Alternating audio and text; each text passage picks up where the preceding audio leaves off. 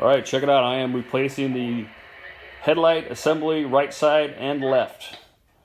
Between 1 and 10, this is kind of like a 6. Did have to do the videos I checked on YouTube really don't explain how to get it out.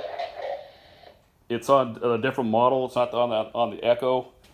So you got three screws, 2 on top, then you got one right here. So you got to drop the front bumper. There's a bolt over here, or not bolt, but yeah, bolt.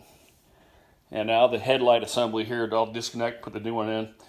In the meantime, before the new ones came, I took some old Tommy polish I had for waxing the car, put that on top, kind of rubbed it in, and got it clear enough to use at night. But with the new ones, you'll see. Actually, here, check it out. Let's go into the shop here.